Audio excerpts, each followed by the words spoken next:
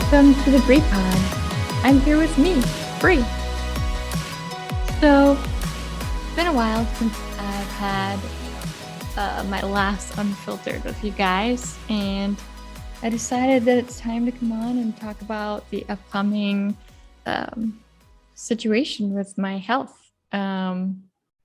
It's kind of funny, because what was it? 2019, I was getting ready for my laparoscopy surgery for endo, and now we're starting to look into potentially jaw surgery.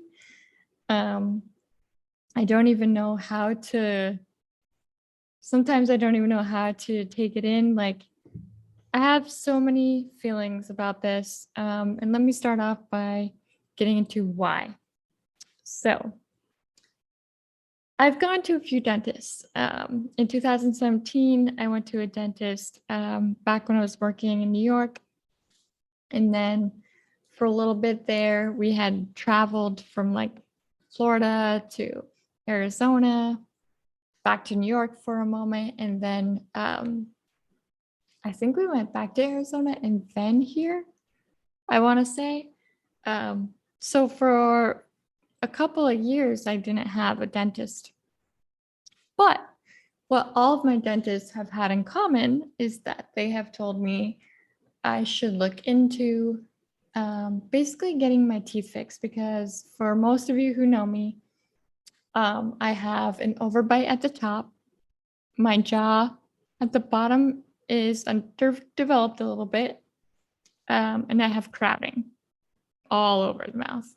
And basically what they're saying to me is that it would be good for me to get jaw surgery so that I can have a better life health-wise, because what it's affecting is pretty serious, or can lead to something serious. And one of the things that they said is if I don't have sleep apnea now, which is one of the things we're going to be checking pretty soon once I get that consultation, then that could be something. And then it could lead to, it's interesting what teeth health can lead to, but it can lead to stroke, heart issues.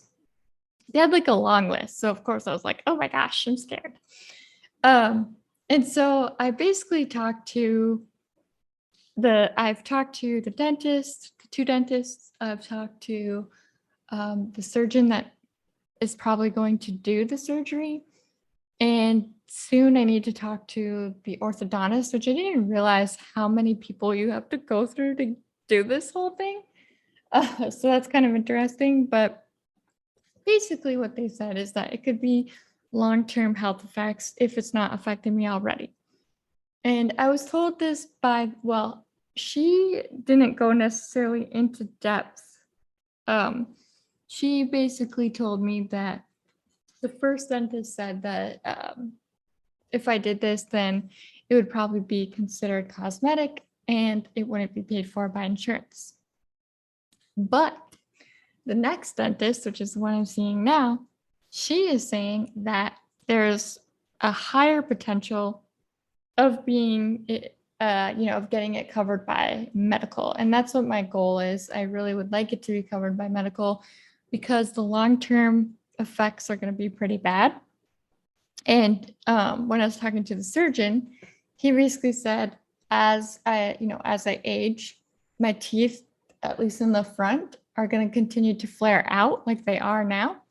And then by the time in my 50s, they've said that because it'll start to loosen the bone and then my teeth will start to fall out, which is one of my biggest freaking worries in life, which is so silly.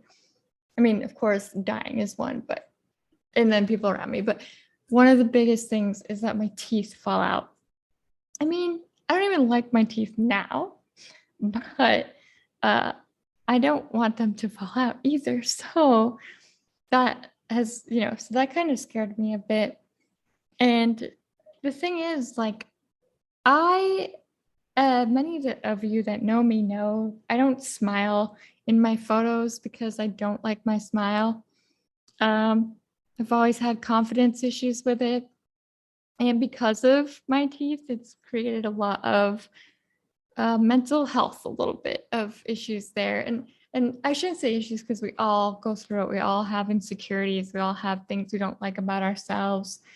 But I just mean like there's been things that people have said because of my teeth. For example, so many people tell me, they're like, oh, you should be a model. You should try to get out there and do that. You've got the perfect body or whatever, this and that for it. But what you guys don't know is like, I've been told a couple of times actually by photographers that basically that I would be better behind the camera than in front of the camera. And so that kind of like broke me a bit. And I know that, now with my healing journey, I've learned that taking people's words and believing them, especially when it's not your truth, is not the way. But at the time, I was very impressionable. And so I had to have a group of people be like, oh, you should go model and all this stuff. And I wanted to model. But then when I heard this from photographers, because I looked up to them, I was like, well, I can't be anything if they're saying it, then I can't be anything. And now you all must know though, I have worked on that, and I know that what they said is not necessarily true, but it became my truth for a bit, because I already had that insecurity. So I added it on, like, well, see, this is okay to have this insecurity. And so, and it's been a comment. I mean, this is nothing against children, but man, the first thing that they say, and I get it, it's part of the human nature, and that's why I'm not like, oh, children are horrible. It's just, I've definitely had many times where the blunt children came up to me and are like, what's wrong with your teeth? And even though I always remind myself, this is just part of childhood. They're just trying to learn. Each little thought of, oh my gosh, my teeth, oh my gosh, there's something wrong with them, has always been an issue for me. And so recently, when they added on, hey, you could also have issues with your health from it, I just was scared because it made me feel like it's like the teeth that have been what I felt my insecurity now needs to actually be worked on. And it's a serious procedure that we're about to do. Basically what's going to happen is they are going to break my jaw or cut it open, basically bring up the bottom piece so that it aligns better with the top, and then use these titanium screws to screw the jaw together. So this would be the order of how things need to go down. First things first is to see if I have sleep apnea, which it is possible that I have it, because the way that my front teeth are out, it lifts my nasal cavity. And so you can have air issues that way. And then also because my bottom jaw is not as developed as it should be, there's less of an airway to breathe through. I mean, I'm breathing, but it's less than what should be the norm. And then he said that once that bottom jaw moves out, the tongue moves forward and then it opens up that airway. Interesting stuff I learned. So the first check would be, do I have sleep apnea? If that goes well, then we would take my sleep let's say they say, yes, you have sleep apnea, would take my results, send it to insurance, show them what we want to do, and then hopefully insurance takes it and puts it under a medical expense. And regardless if insurance does or not, I'm going to try my best to fight it because of the fact that the long-term health issues that are going to come are like so detrimental to me that I need this to be medically covered. And I think it should be medically covered because even though, yes, I talk about how having straight teeth, having a normal mouth would make me feel more confident, it's still the medical stuff at the end of the day that, scares me the most. Like, I don't want to live a life, wake up one day, have my teeth fall out, have stroke and issues. So that's not for me. So anyway, so that would be step one. Well, yeah, step one. So then the next step is we have to take out my wisdom teeth. Now, my wisdom teeth came in beautifully, actually. So technically, if I would have never had to get jaw surgery, like my wisdom teeth would be perfect because they're just sitting there hanging. They're not doing anything bad.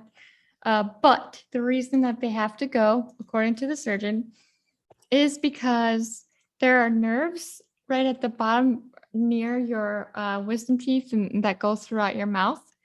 And one of the after side effects of having jaw surgery is that if your wisdom teeth are still there, it is more likely for them to nick a nerve, which would make your mouth partially numb, which is something we don't want to do as a long-term issue. So in order to not have that issue, we need to take out the wisdom teeth, and this would be 3 to 6 weeks before. I can't remember if we said 3 to 6 months or 3 to 6 weeks before the actual jaw surgery. He said technically he could do both of them at the same time, but I think it's probably best to just get that out of the way. So that would be like the next step. Actually, I should have said that braces will be the next step, but whatever. So anyway, so then we've got to be in order to have the jaw surgery happen, I need to have braces to bring my teeth where they need to align with the jaw, how they're going to sit on top of the jaw. Or, yeah, not on top of the jaw. You guys know what I mean. Sit on top of each other the proper way. He said, though, that the braces are going to make it worse before it gets better. So it's definitely going to be a lot, but I know that it's for the good. And I know I'm going to be scared as shit, but hopefully, hopefully it'll all be worth it. And really, it seems like it's going to be with thinking of health and thinking of having a normal smile. That would be amazing. But anyway, so braces would be next. Then we would have the jaw surgery, which he basically told me that the first week will be hell. I'm going to be in a lot of pain. And I think for 3 weeks or more, I have to be on a liquid diet. The first week will be hell. Then it's going to start to calm down. And the reason why it's going to be hell is because obviously there's going to be pain in the mouth. It's going to be hard to breathe. So that part, of course, scares me a bit too. But truly, when this stuff comes about, I honestly go to my spiritual side and go into prayer and to just look toward the best and the good and pray for the health. And if any of you that's listening want to send good vibes, whatever you believe in, it doesn't matter. I'm definitely open to that. It is going to be probably the biggest thing that I've ever gone through, considering laparoscopy was just small little like incisions in my stomach, basically my stomach. And this is going to be huge. I struggled mentally when it came to my incisions. And even though they were small, I still mentally went to a very negative place. And considering this is going to be literally my face and it's been my biggest insecurity since the beginning of time, this is going to be a huge mental exercise, I guess, to get through. So I'm definitely scared. I mean, I'm not going to sit here and, like I said, I always want to be very transparent with you. And again, for those of you that are thinking, oh no, like this, just know it's not me saying like, oh, poor me, like, please don't feel that way. I'm just saying I'm scared. And it's okay to say I'm scared. But to follow that up, I do have people that I'm going to be turning to. I have my therapist, I have my friends, I have my family, and I'm going to turn to them really a lot, I think, during that period of time. Of course, I'm not going to be able to talk as much, I'm sure, for the first couple of probably days, but just having that support is going to be nice. So if you want to send a text, send it over. Obviously, I'll let you guys know when it goes down.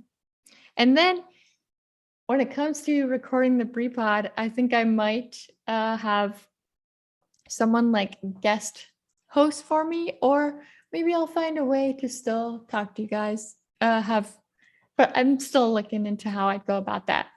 I don't foresee this procedure happening until probably the end of 2023, maybe or 2022, I mean, or maybe the beginning. It all depends on how quickly my teeth move with the braces. But after that, so we've gotten to the braces, gotten to the jaw surgery, recovery. Recovery is going to be wild. He said that a full recovery where, your skin has lessened the puffiness, where what your face will look like, that will actually be after 6 months. So it's going to be a huge journey and a huge, like healing experience, I feel, because it's going to be me really battling the internal me and figuring out how to thrive and get through that.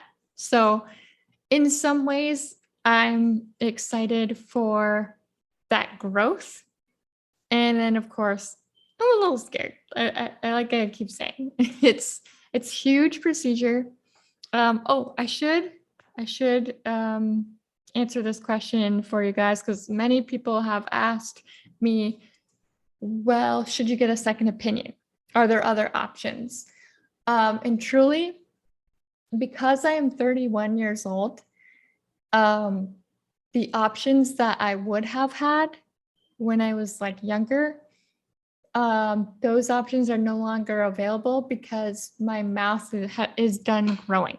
So had I been like 14, 13, like in those younger years, able to fix this, then there'd be different options than to just go straight to the jaw surgery. So technically, there's not necessarily a second option. And then the other piece is that I have talked to, like, some people are like, did you get a second opinion? And every person I talk to that is literally a dentist, make sure to say, hey girl, you should look into this surgery. So the reason, why did I listen now? I think the reason why I've listened now is because in life, I'm in a better place to hear this. Back in 2017, when I was first told, oh, this should happen, I was under the impression it was only for cosmetic. And I was like, well, if it's cosmetic, I'm not going to spend crazy ass money for my face. Like, it may be an insecurity, but it's not that kind of insecurity where I need to go spend loads of money on it. So now at the second opinion, where they talked about the health issues, that's really what awakened me and made me think, okay, I'm going to do this and I need to do this. And one shout out I need to give to my brother, because my brother had my back when I told him. He was the first person to say, like, to back me up and just be like, I shouldn't say he's the first person. He's not the first person, but I really respected the advice he gave me and what he said to me about having my back and supporting me and just letting me know that this is important. It's for the longevity of my health, and that he will, he supports that. And I really needed to hear that from him specifically, because he's my brother, and I think it was just nice to hear someone say like, hey, I know you're scared and I know you're freaking out, but this is important for you to go and do. This is important for you to look into, and just know that whatever happens, we've got you. And of course, obviously my family and friends have been super supportive, but it always means the most too. And it's from, my twin brother. So thank you, Jerry, for that, because that was awesome. And I really need to hear that. So anyway, so after jaw surgery, after we've gone through the healing process, the next step will be back to braces again. And that is going to basically fine tune the teeth, make sure that they're nice and straight and looking perfecto. So that's a lot, right?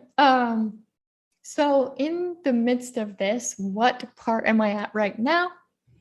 Well, right now, we did the major cleaning. That was the most important piece. Back in 2017 was my last cleaning, which is a long time, I know, but we finally got back to a better place with insurance. And so now, and then I was so focused on my laparoscopy, honestly, in 2019. I try to do things one at a time if I'm able to with my body, because I just feel like it's overwhelming to have like so many things. And I know it doesn't always work out like that, but I try. So 2019 was like all about the laparoscopy. And now we're in 2021/2022, which will be all about jaw surgery and working on my teeth, which is a super vital, important health thing. And I'm in a better place financially. I'm not saying I'm rich, but I'm saying that I'm in a better place financially where I am more apt to be able to handle like braces and such like that versus back in 2017, which I was not. And then 2019 went a lot to my other surgery. So with that being said, where am I at right now? We're at the intense cleaning. That's done. Yesterday was the second day, because they do half, like your left side and then your right side. So we did that. The next step after that is going to be taking care of, what are they called? Shoot. I need 3 fillings for, oh my gosh, it's so ridiculous that I can't remember the word. But anyway, you all know what I'm talking about. I need 3 fillings, which that's pretty good for how long I have been away from the dentist. So not bad. Oh, cavities. There we go. So 3 fillings. So we're going to do that. And then I believe we're doing another cleaning, but it's going to be a light cleaning. And that cleaning is going to depict what my new cleaning schedule is. So whether it's every 3 months, whatever. So there's a lot of different elements going on with that side. The next thing I need to do, which I still need to do this because I keep forgetting, is to call the place that does the sleep apnea testing and have them test me. And so we'll be doing consultation with that. And then in January, it's my first consultation to talk with the orthodontist. And then hopefully not too long after that, we'll be starting the process for braces, because the sooner the better to get this process going. So I'm just really focusing on trying to take the best route, focus on medically getting covered for the surgery. And obviously, focusing and making sure that I have all the resources I need to pay for everything that I need to, and just focusing on the good health. And I wanted to share this with everyone because I've had a lot of questions come in, and I feel like, why not answer it on my podcast? And as you guys know, I'm not shy into sharing. on the podcast because this is where you're growing with me. You're seeing the things that I've been through, and it's the Unfiltered series. So we're unfiltered. Um, so yeah, so that's what's going on as of late for my health. As far as endo goes, it's still here, going strong. But I'm in a better place mentally with that. I think that the biggest day that meant the most to me was the day I found out I had endo, and that's what really calmed me down. And I didn't have so much focus on endo. Like I've focused on it, in getting my health better and wanting to have a baby, but it's not like as primary as it was back in 2019. Now, ironically, it's my teeth. That's more the focus. And in many ways, I'm excited. I'm scared. I'm hoping I can get through the pain. It's I think one of the scariest parts is, will it be that very painful? And of course I'm scared. I know it's so sad, but I really don't like pain, but who likes pain? I'm worried about the wisdom teeth extraction, but I know that all of this is for the good and it's for my health. I will say I need to add this because, of course, I've been keeping my therapist in basically the loop of what's going on so that she can help me, work through these challenges and or the positives and such. And one of the things she told me is that right now, while I'm in this process of getting ready, now's the perfect time to write out my why. Why am I doing this? Um, and I think that was the most beautiful advice I could possibly be given, because when I get to that place of maybe being in a lot of pain and maybe begging, for some form of comfort, it will be good to have this piece of paper to look back on and say, this is why you did this. You did it because of such and such. Um, and so maybe next time on the Unfiltered series, I can share with you my why, or maybe that's something after. I don't know yet, but I haven't written it down yet because I really want to think this out. And I want to make sure I remember who I'm talking to, which it's me. And I want to make sure that I can be there for me and I can say to me that this is your why. And the other thing that I'm going to add to this letter to myself is that this is only temporary, because that is what got me through the endo surgery. That's what got me through the recovery portion of it. And I was scared there too. I know that when I get into the surgery bed before they put me under, I'm going to be shaken like a leaf. It is just what happens. I mean, even to this day, they had to numb my gums and then put the needle in to, numb, get the nerves and then numb the mouth to clean it. And in the middle of it, I had like a panic attack. And what I mean is, I just it feels like a sensation of being scared, but there's not that feeling of comfort. It's just being scared. And so when I get into that fight, flight, freeze mode, that scarcity feeling, I try to go back to what my nutritionist said, what my therapist said, and go back to my breathing. And I know people are like, breathing, really? But if you do the box breathing, I have to say it really works wonders to bring those nerves down. And then I try to give myself a calm release of like just saying, you got this, you're okay, you're in good hands. Because sometimes you need to do that. And sometimes when you're having a breakdown and you're scared, you need to just be able to say to yourself, it's okay. I got you, girl. You're going to be okay. You're in safe hands. And, like it's so important to do that for yourself when you're worried or afraid, whatever it is. And sometimes the things that we get nervous about or worried about may feel like something so tiny or small, but it's still important to just center yourself and get yourself back to a place of calming. And so every time before surgery, I try to just be like, I'm okay. I do like a shit ton of praying.